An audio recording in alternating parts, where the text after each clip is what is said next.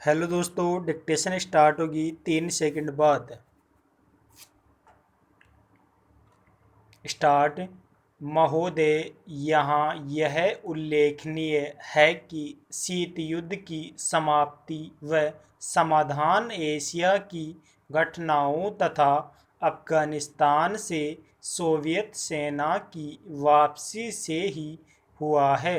अफगानिस्तान में लंबे अरसे तक चला युद्ध सोवियत संघ के अस्तित्व के लिए संकटदायी और मुश्किल हो गया।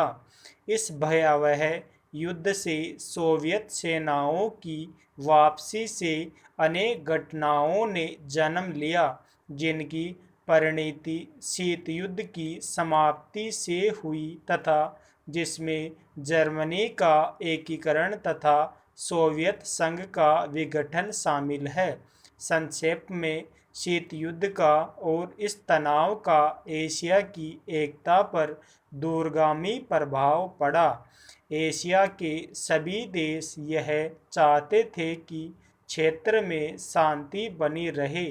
चीन और सोवियत संघ का सीमा विवाद, चीन और वियतनाम का झगड़ा और भारत व चीन का सीमा विवाद उस समय की परिस्थितियों को स्पष्ट करता है। इस तरह से पाकिस्तान पूरी तरह से थाईलैंड और फिलीपींस के साथ अमेरिका के खेमे में चला गया था। जापान अपने आर्थिक और व्यापारिक संबंधों के कारण पश्चिम के देशों में सामीप्य स्थापित कर रहा था। इससे एशिया की एकता को एक नया धक्का लगा है, क्योंकि एशिया के देश अलग अलग खेमों में बट गए थे। 1960 के दशक में एक नया मोड़ आया, जब शीत युद्ध के समय में आसियान के नाम से एक नए गुट का प्रादुर्भाव हुआ। इससे दक्षिणी पूर्वी एशिया में सांस्कृतिक एकरूपता की वजह से भी एक नए गुट ने जन्म लिया, लेकिन यह कहना कठिन होगा कि इन दक्षिणी पूर्वी एशियाई देशों से समूचे एशिया की पहचान या एकता बनाने में सहायता मिली है या उससे धक्का लगा है, क्योंकि इन देशों ने अपनी नीति बहुत स्पष्ट नहीं की और केवल अपने ही गुट के अंदर भूमिपुत्र नीति को जन्म दिया। भारत भी अब आसियान का सहयोगी सदस्य बनने जा रहा है। भारत की पहल से दक्षिणी एशियाई सहयोग संगठन की स्थापना सन 1985 में की गई, जिसके फलस्वरूप पड़ोसी देशों के आपसी सहयोग के लिए नया वातावरण तैयार हुआ। यह प्रयास सने सने उपयोगी रूप लेता जा रहा है, जो एशिया की पहचान बनने की ओर महत्वपूर्ण कदम है।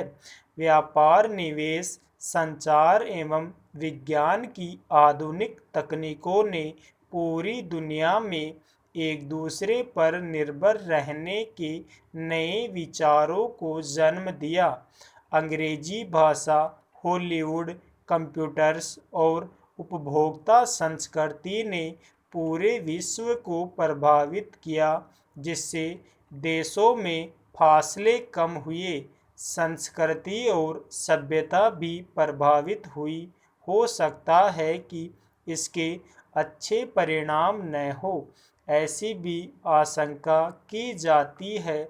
उदाहरणतः जापान दूसरे महायुद्ध तक अपनी संस्कृति और सभ्यता व संयुक्त परिवार जैसी आधारभूत सामाजिक मान्यताओं को केवल अपनाए हुए नहीं था, बल्कि उससे चिपटा हुआ था। लेकिन जापान जैसे सभ्यता वाले देश भी यूरोप के प्रभाव से बच न सके।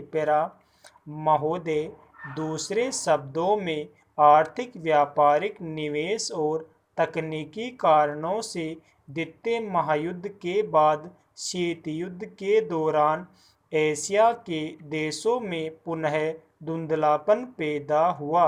लेकिन यह बात सही नहीं है कि एशिया की संस्कृति और सभ्यता को पश्चिम के प्रभाव और आधुनिकतम तरीकों ने नष्ट कर दिया। हाँ, एक धक्का जरूर दिया, पर समय समय पर एशिया का यह रूप, एशिया की यह सभ्यता और संस्कृति बलशाली तरीके से उदीयमान होती दिखाई देती है।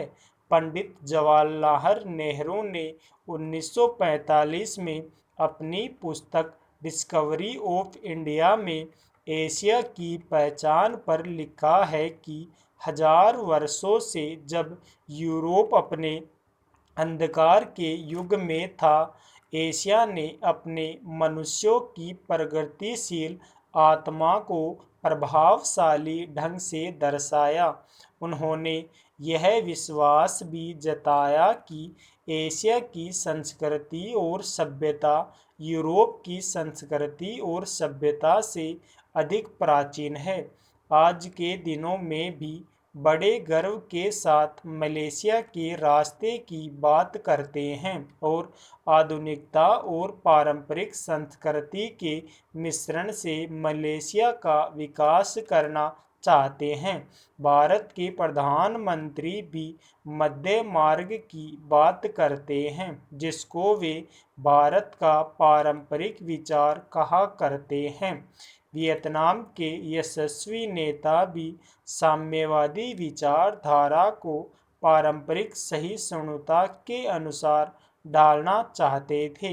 एशिया के इन सब नेताओं की समय समय पर की गई घोषणाओं का वर्तमान संदर्भों में पूरा अर्थ लिया जाना चाहिए, जो एशिया की पहचान को नए सिरे से बनाने में सहायक सिद्ध हो रहा है। पैरा यहाँ यह भी बताना उचित होगा कि हाल के वर्षों में एशियाई देश, विशेष रूप से पूर्वी एवं दक्षिणी पूर्वी एशिया के देश, एशिया के सुदृढ़ देशों के रूप में उभरे हैं और इन देशों के आर्थिक विकास की दर विश्व के किसी भी अन्य देश के आर्थिक विकास की दर से अधिक है तथा जिनके आने वाली शताब्दी में विश्व आर्थिक व्यवस्था के निर्माताओं के रूप में उभरने की आशा है।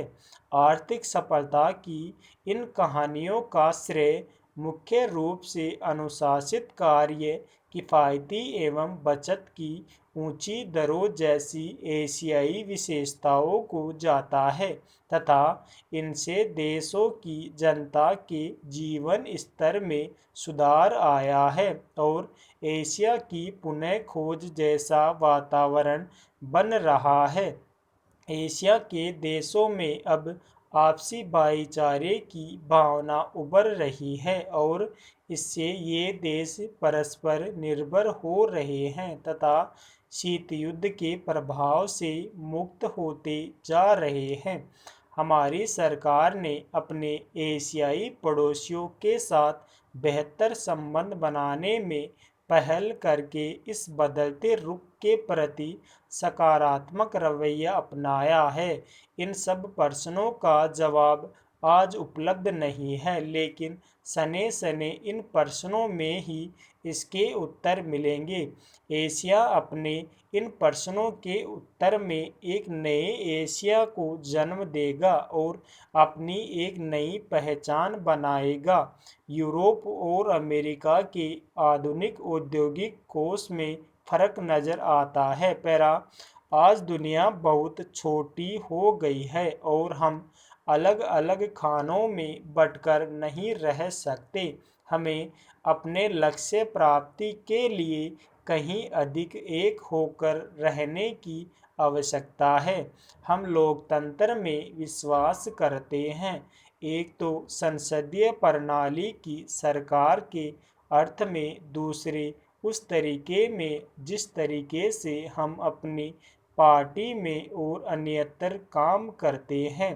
पर लोकतंत्र रूपी हमारा ताज़ा पानी कभी कभी जातिवाद, सांप्रदायिकता और सामाजिक रीति रिवाजों इत्यादि के सड़ते गड्ढों में बंद हो जाता है। स्टॉप। धन्यवाद।